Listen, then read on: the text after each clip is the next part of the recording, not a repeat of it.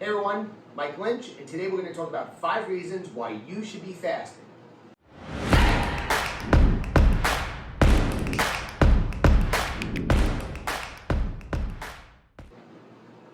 Okay, so we're going to talk about 5 reasons why you should be fasting. But before we go there, I want to talk to a set of people that may have watched the video on 5 reasons why you shouldn't be fasting.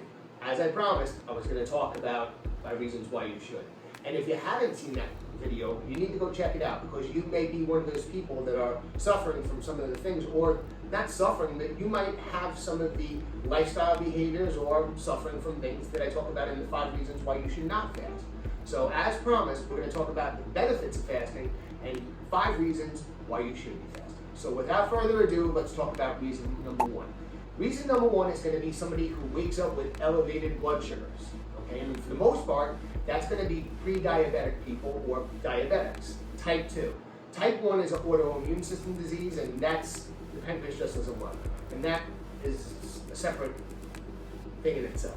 Okay, so we're going to talk about people that have lived a lifestyle or ate a certain diet that has put them in the pre-diabetic or diabetic class. Okay, and what that looks like is most people, when they're healthy, they'll wake up and their blood sugars will hopefully be somewhere in the 80s. Some people are low 70s, high 70s rather, but most people will shake out somewhere in the 80s. And then some people will be in the 90s, and once you start to tread in the territory of upper 90s, 98, 99, you're really now in that gray area, and once you go over 100 to 130, you're classified as a pre-diabetic. Anything over 130 or greater is full-blown type 2 diabetes, okay? And this is nothing that anybody wants to mess around with, because they call it the silent killer for a reason. And the reason why is diabetes really just doesn't feel like anything or sound like anything or smell like anything until it's too late. And a lot of the things it does, a lot of times, is not reversible. So if you really are that type of person that's seeing your blood sugar, especially as we get older, trend in the wrong direction, fasting, at least in the short term, can really help that problem. Here's the reason why. When you wake up in the morning, obviously if your blood sugar is elevated and you put food in your body, it's only going to raise your blood sugar up more. Now, proteins will raise it, not as much. Obviously, carbohydrates are really going to raise your blood sugar. And if you ate pure fat, and this is where the ketogenic diet comes into play, you theoretically would not raise blood sugar. But most people, unless they're on a ketogenic diet, and that's another video, because there's benefits to the ketogenic diet, there's some really bad things to the ketogenic diet. Most people do want to eat some sort of mixed nutrition, okay? The idea of waking up and just dumping a bunch of coconut oil and butter in your coffee, I don't know. It sounds weird to me and gross, but some people love it, and I'm not here to say it's right or wrong.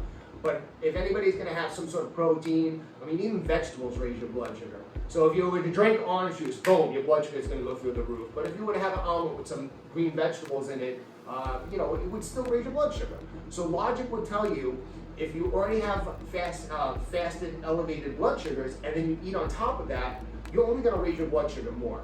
So if you get somebody who's pre-diabetic or full-blown type 2 diabetes, and you make them fast and push off their breakfast, eventually that blood sugar will come down, especially if they exercise or even go out for a walk. That blood sugar will come down. And now if they adopt a more healthy way of eating for the rest of the day, those blood sugars can come down rapidly, really fast. And you can get somebody out of a shitstorm within like 2 to 3 months.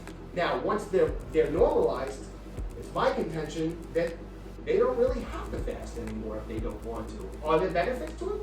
Sure, but they don't have to. But this is one area where I think that beneficial can be so beneficial to someone's health.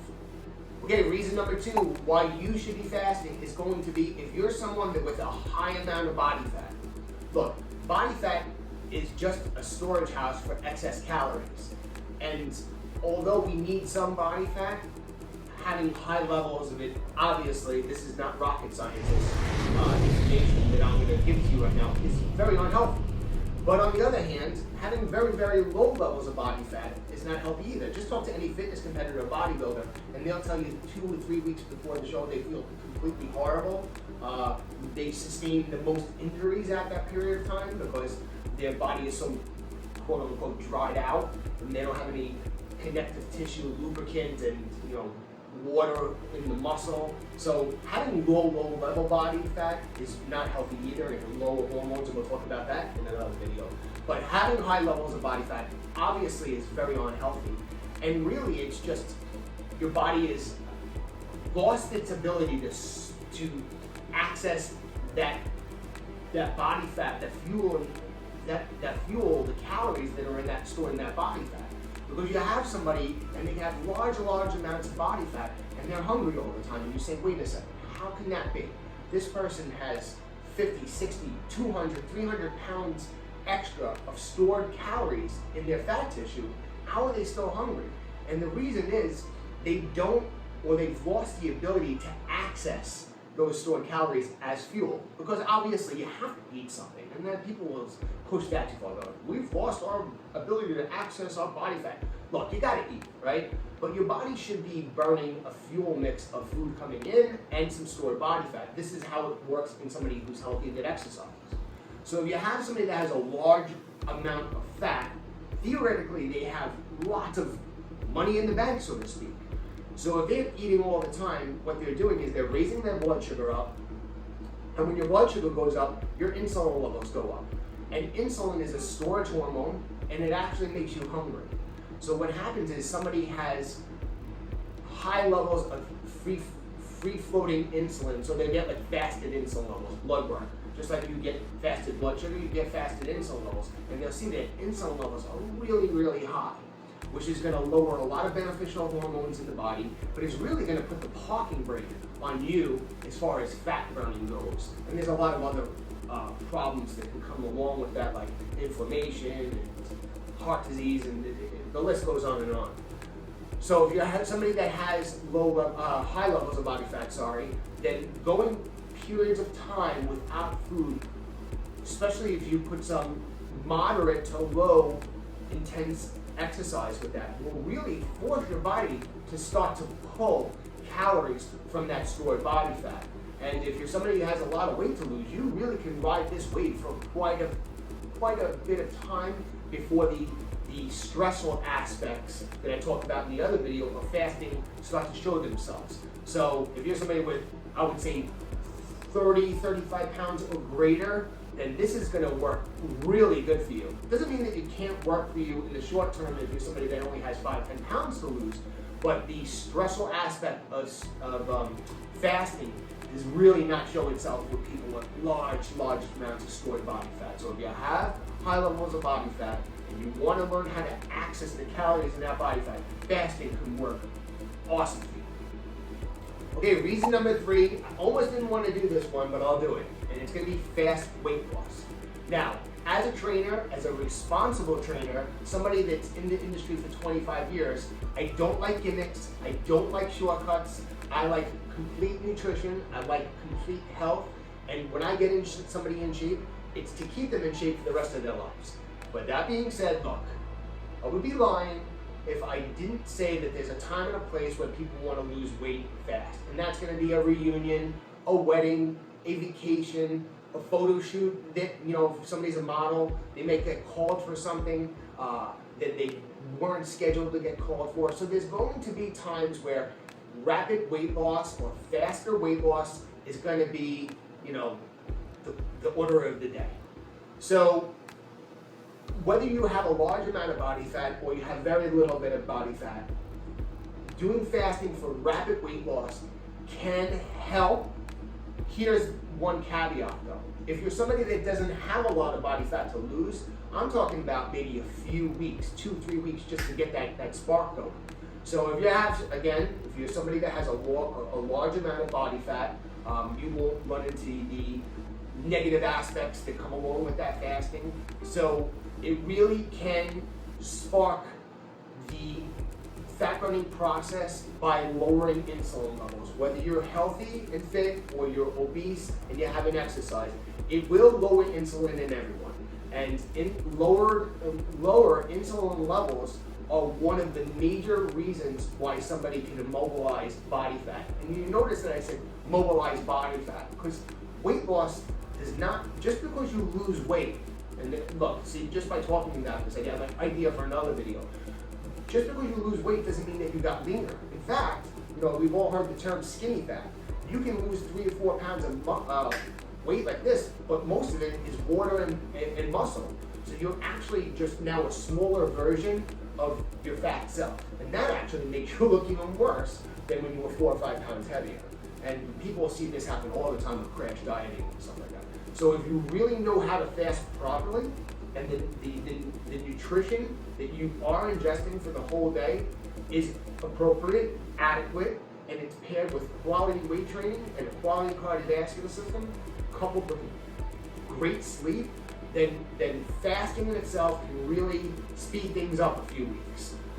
But the goal is to eventually get back to a more livable eating pattern, because I think that more even feeding will serve most people better. So that's number 3. Okay, reason number 4 is going to be those people that just hate to eat in the morning. I grew up with one, my mom. I talk about my mom a lot in my videos. And she just didn't like to eat breakfast. My wife doesn't like to eat breakfast. Now, if you have somebody that their goal is maximum growth, let's say I was to be hired by an actor, and that actor needed to put on maximum muscle for a movie role, and they told me they don't like to eat breakfast, I would tell them, too bad. You have to force yourself, because we gotta get you up 2,000 calories a day, and you gotta get them in somewhere. But if you just have someone that does general fitness, and they have a regular job, or they're a stay-at-home parent, and they wake up in the morning, some people are just physically nauseous for whatever reason, and some of them could be elevated cortisol levels in the morning, because cortisol does get you out of bed. It's, everybody talks about lowering cortisol, like too much cortisol is no good, but we need cortisol. Without it, you would be dead. It's the thing that gets you out of bed in the morning. So some people are just, the thought of food actually makes them nauseous. And to push food on someone like that and make them eat because it's the healthy thing to do, and it's the most important meal of the day, and all the nonsense that the fitness industry, do you see how things go, by the way? How the fitness industry just screws with people? How many years did we hear that nutrition was the most important nutrition? Like the bodybuilding magazines made it feel like as soon as your foot hit the ground, you had to whack down a protein shake. Now the pendulum has swung in the total different direction. Now the trend is, the reason why you're fat is because you eat breakfast your whole life. It's like, you know what I mean? But, so you gotta be careful what you listen to. And the person that knows best is you. So you can take information, like quality information that you get from these videos, but it only works if it works for you. And yes, there's times of where you need to adapt to things, and you have to give things a real, true chance. Like if you're somebody who goes on a low carbohydrate diet, you're gonna feel horrible in the beginning, especially if you're somebody who eats a lot of carbohydrates. But your body takes time to adapt to it. But like if 4 or 5 months go by and you're still eating a low carb diet, you say, I still feel horrible. If you're doing it right and you know what you're doing, that's just not for you. Your body has had plenty of time to adapt, and it's just not working. So the same thing is if someone like my wife or my mom or somebody watching this, and you just don't like breakfast, forget about what you've read. Forget about what the egg industry wants you to believe about, breakfast being the most important meal of the day. Or that you're gonna lose all your muscle mass because you gotta get amino acids up in you, and that's what the amino acid companies and the BCA companies and the protein supplement companies, they want you to believe that stuff. So do I think that it's good to get even protein feedings right there? I talked about that in the other video about maximum muscle. Yes, but pushing food on someone who's nauseous will actually cause a stress response, because their digestion is telling them a story, their stomach, everything is telling the story, hey look, I'm not set up for you to give me food right now. And those people generally will report that 2-3 hours after they get to work or drop their kids off, that they start to get hungry.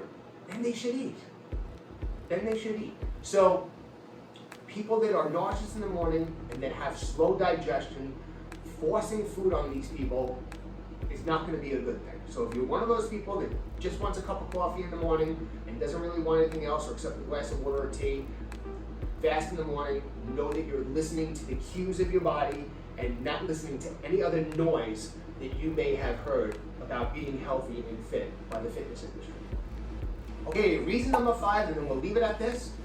It's going to be somebody that hasn't led the healthiest lifestyle, and especially with nutrition.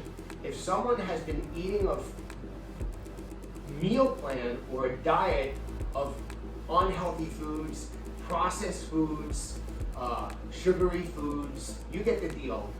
This could be a great opportunity for you to retrain yourself on what quality nutrition should look like and what real food should taste like, and retrain your body, so to speak. And here's how that works in my mind and how I've seen it work hundreds and hundreds of times. Okay, because what does fasting have to do with picking Twinkies or a salad, or pizza or a chicken breast? Here's the deal. Your stomach essentially is like a muscle, and it stretches. And obviously, if you keep on eating large amounts of food, that stomach will stretch. It will get bigger and bigger and bigger, which will allow you to be able to put more and more food in it. Okay, so the opposite would be true as well. If you keep on fasting, and you're somebody, again, if you have a real horrible diet, you're probably, for the most part, because we all know that it's a really skinny person that eats nothing but crap and they're thin. And to be honest with you, and there's another video, that person, you think they're lucky, but they're not, because they have what I call a broken, their check engine light is broke. That's Mike Lynch term. And basically, that same bad food is creating problems in their body, but they just don't get to really see it. But it will show itself later on in life. Now that person has to make major food changes, and it's hard for them because they don't have leverage, i.e. a fat body or the scale pushing them to do the right thing. Now they might have got really bad blood work back, but they're still thin. And now they have to retrain themselves how to lose weight. When they look in the mirror, they're like, I look great like this. I mean, look, we would all love to eat pizza and donuts and ice cream and not have to eat a salad. So if you're someone that has been eating a real low-fiber diet, processed foods, these foods are very caloric dense, and they don't take up a lot of room. But because they don't take a lot of room, you can fit a lot of them. And they raise blood sugar, and then your blood sugar will crash, and then you'll eat more of them, and you really get into a point where you stretch your stomach out, which allows you to stockpile a lot of this food. So you get this huge caloric load. So where if you now go on a fast, essentially if you do that every day, your stomach will shrink back up. Okay, it's like the old, well, they still do it, but you had like the surgeries where they would take the rubber band and tie it around and shrink someone's stomach, or they staple it shut. Okay, the reason, these people had to take multivitamins because they were making their stomachs like this big. And I actually saw that in somebody I know. His parent actually had stomach cancer, and they removed 3/4 of the stomach. And I would watch this person eat for the first year, and they would literally eat like 2 spoonfuls of food, and they were done with the meal. And this was somebody who ate regular meals beforehand, and within a year, the stomach did stretch back out, and they were able to, and they survived, thank God, and they were able to eat a normal meal again. So when you fast, your stomach shrinks down. Now, if you're diligent the first few months and you start to make really good nutrition choices, like starting with a big salad before a main meal, or having a bunch of vegetables before you get into your main meal, you're going to fill your stomach with essentially almost calorie-free foods that are loaded with vitamins and minerals and fiber, and they're going to give the stomach that feeling of satisfaction. The satiety mechanism in your brain will be turned on, so to speak. So if you go all, not all day long, but if you're fasting through the morning and then you have a gigantic salad, even if you're going to eat regular food afterwards, it's going to stretch your stomach in the sense that, not stretch it, but it's going to fill the stomach and hit what's the stretch receptors on your stomach, and it's going to send a message to your brain that you're full. And then when you eat, you'll eat less food, especially if you start to eat healthy things like chicken and a sweet potato or whatever, an apple, whatever your diet is. And over time, you'll actually get much fuller on these quote-unquote healthy foods, and then your taste buds will change. And the sugar high that you were once getting, because a lot of people are just fueled by a sugar high. So now you won't get those sugar highs and lows, and your palate over time will change. It's kind of like tricking your body into making a better choice from meal to meal, and you'll still get that satisfied feeling. Because look, We've all had the meal where we eat a bunch of pizza, or Thanksgiving is a great example of this. We'll eat a lot of probably not so bad, good foods rather, and then we'll top it off with a little bit of pie or cake, and then we'll just be sitting there going, oh, I'll never do that again. It's because your body is so full at that point, you're actually to the point where you're nauseous. So if you fast and you shrink that stomach down, and then you start your meal with a big, huge, bulky thing like a salad or vegetables, you really are stacking the cards in your favor to make the right decision on eating healthy foods. And that doesn't happen overnight, but if you keep on doing this day after day, week after week, month after month, within like 3 to 4 months, you can have somebody, because I've seen it, totally transform the way they act in regards to nutrition, and actually their taste buds change. I've seen so many people do this, and they would put gravy and sauces all over their food, and now they drink their coffee black, and they put a little seasoning on their food, a little salt, and a little sprinkle of hot sauce, and they got away from all those things that they were putting butter all over their bread and stuff like that, and adding up to thousands and thousands of calories per week, and really seeing some huge lifestyle transformations. Because at the end of the day, lifestyle transformations are going to be the biggest player in regards to someone losing weight, staying fit for a lifetime. So that's going to be it. Those are going to be your 5 reasons why fasting would work and be really beneficial. Obviously, there's more reasons. We'll do another video on this. But in my opinion, those are the 5 reasons that really stand out, where I've seen in the 25 years that I've been doing this, where fasting really is like, I don't want to use the word magical, but it works some really good magic. So that's it, guys. I hope this video helped you. If you have any questions or comments, leave them below. Make sure you subscribe and hit that bell notification, because that's going to allow you to get a notification when we do videos on this, on nutrition, training, personal training, motivation, mindset, all the things that come around in the way the wheel of fitness, as I call it. And if you haven't already, go follow me on Instagram, because I do some cool stuff over there, and different stories and posts and some fun stuff. So that's it. Thanks for sticking around. Thanks for watching this video, and share it with anybody that you feel might benefit from some of this stuff. So I'm Mike Lynch, and I'll see you in the next video.